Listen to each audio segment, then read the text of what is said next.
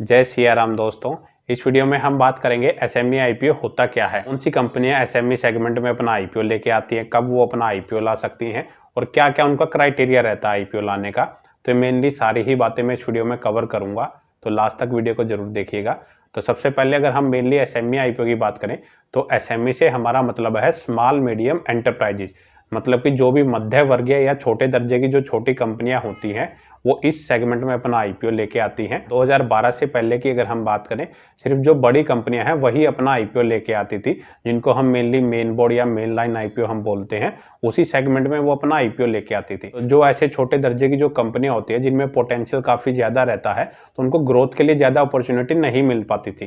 तो 2012 के बाद सेबी ने एसएमई आईपीओ को लॉन्च किया और तब से जो ये छोटे दर्जे की जो कंपनियां हैं वो अपना आईपीओ लेके आने लग गई। वो एसएमई सेगमेंट में अपना आईपीओ लेके आती हैं। इससे मेन ये होता है कि जो छोटी जो कंपनियां हैं उनको आने वाले टाइम में और ज्यादा ग्रोथ करने के लिए काफी बड़ी अपॉर्चुनिटी मिल जाती है, क्योंकि जो छोटे दर्जे की जो कंपनियां हैं उनको लोन देने में हर किसी को रिस्क लगता था, चाहे वो बैंक हो या कोई बड़ा इन्वेस्टर हो। क्योंकि ऐसी जो छोटी कंपनियां हैं, जरूरी नहीं है कि सारी कंपनियां ही ग्रोथ करेंगी, कुछ कंपनियां उसमें लॉस में भी चली जाती थी, जिसकी वजह से वो ऐसी छोटी कंपनियों में अपनी इन्वेस्टमेंट करने से बचते थे।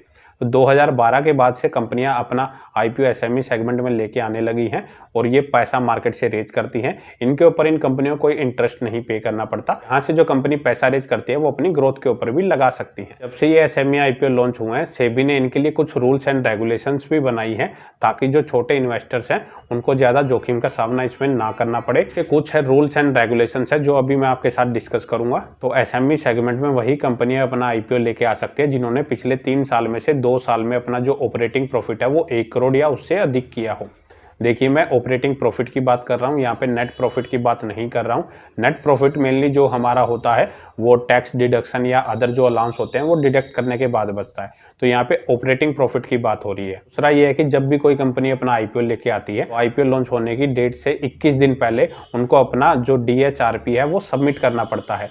डीएचआरपी से हमारा मतलब है ड्राफ्ट रेड हेयरिंग प्रोस्पेक्टस। इसमें मेनली कंपनी के बिजनेस डिटेल के बारे में, उनके फाइनेंशियल्स के बारे में और आईपीओ कितने करोड़ का वो इशू साइज लेके आ रहे हैं, उसका प्राइस बैंड क्या है, उनकी कंपनी की जो स्ट्रेंथ है, क्या वीकनेस है, ये मेनली सारा ही डाटा डीएचआरपी के थ्रू सबमिट किया जाता है, जिससे जो इन्वेस्टर्स हैं उस कंपनी में वो आईपीओ में पैसा लगाएंगे वो कंपनी के बारे में जान सकते हैं। तीसरा इसमें रेगुलेशंस ये बनाई है सेबी ने कि मेनली जो कंपनियां आपने देखा होगा, मेनली जो आईपीओ आते हैं वो ओएफएस के जरिए पैसा रेज होता है उनमें, या फिर फ्रेश इशू के जरिए। तो मेनली फ्रेश इशू में तो कंपनियां अपने नए शेयर मार्केट में उतारती हैं, तो उसकी बात अभी हम नहीं कर रहे। तो यहाँ पे बात हो रही है ओएफएस की। तो ओएफएस से हमारा मतलब है ऑफर फॉर सेल, मतलब यहाँ ऑफर फॉर सेल के जरिए प्रमोटर्स अपनी हिस्सेदारी बेच रहे हैं और यहाँ पे जो प्रमोटर्स अपनी हिस्सेदारी बेचेंगे वो सारा पैसा अपने पर्सनल बेनिफिट के लिए यूज करेंगे। इसमें से कोई भी पैसा कंपनी के ऊपर यूटिलाइज नहीं किया जा सकता। अब इसमें रूल ये है कि मान लीजिए कोई कंपनी अपना 100 करोड़ का इशू साइज लेके आ रही है,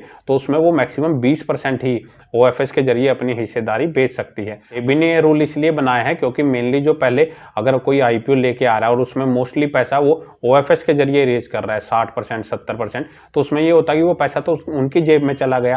कंपनी ग्रोथ के लिए तो कुछ पैसा उसमें से यूटिलाइज ही नहीं हुआ, तो कंपनी ग्रोथ कहाँ से करेगी? तो फिर आईपीओ लाने का मेन फायदा क्या हुआ? और जिन्होंने उस कंपनी के शेयर्स खरीदे हैं वो उनमें प्रॉफिट कहाँ से कमाएंगे जब कंपनी के ऊपर कुछ पैसा ही नहीं लगाया जा रहा? तो मेनली इस चीज की पार्शियलिटी को मेंटेन करने के लिए सेबी ने ये रूल्स बनाया है। अगला जो रूल है इसमें मेनली है लॉक इन पीरियड्स में एमपीसी डिफाइन की जाती है, मतलब कि मिनिमम प्रमोटर कंट्रीब्यूशन। तो प्रमोटर्स के पास आईपीओ जब वो लेके आ रहे हैं तो आईपीओ जितने अमाउंट वो लॉन्च कर रहे हैं उसके अलावा 20% की जो मिनिमम होल्डिंग्स है वो प्रमोटर्स के पास रहनी चाहिए, तभी वो अपना आईपीओ लेके आ सकते हैं। चाहे तो वो इस अपनी हिस्सेदारी को अपना आईपीओ लिस्ट होने के बाद बेच सकते हैं, लेकिन इसमें भी कुछ क्राइटेरिया डिफाइन है। मान लीजिए कि 20% से ज्यादा की प्रमोटर्स के पास हिस्सेदारी है, 25% की हिस्सेदारी है, तो 20% तो वो आईपीओ लॉन्च होने के बाद बेच सकते हैं, लेकिन जो उसके अलावा 5% बच गया वो कंपनी आने वाले 1 साल में उसको नहीं बेच पाएगी। 1 साल के बाद उस जो बची हुई अमाउंट में से 50% वो बेच सकते हैं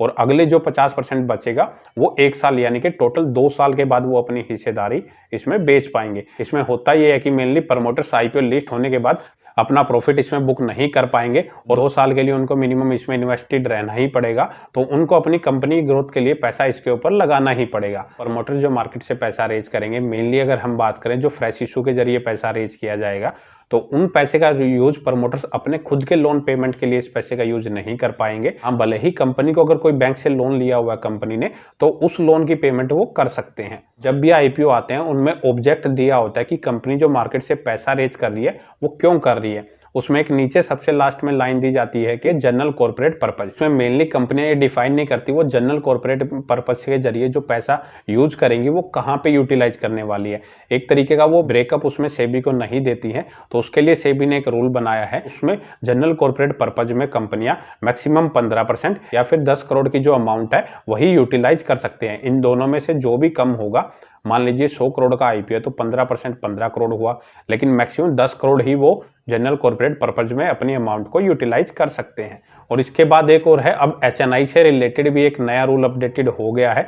उसमें मेनली है कि पहले जो एचएनआई कैटेगरी में अलॉटमेंट मिलता था वो प्रोपोर्शनल बेसिस मिलता था, मतलब कि जो जितने ज्यादा लोट अप्लाई करेगा उनको अलॉटमेंट उतना ज्यादा ही मिलता था।